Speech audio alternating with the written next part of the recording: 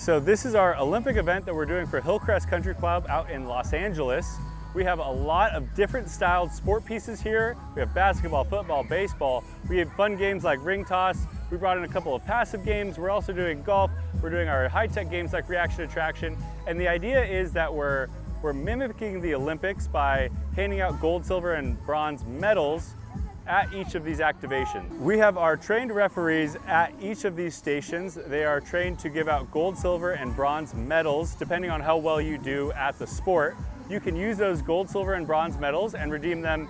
For this event, we did a prize redemption tent.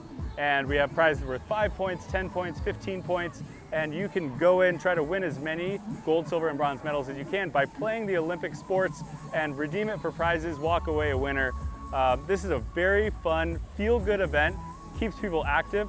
All of the pieces that we have here are low liability, so nobody is bouncing on any inflatables. They're all just throwing balls, being active, and promoting some fun competitive spirit on an Olympic year while we have Paris Olympics.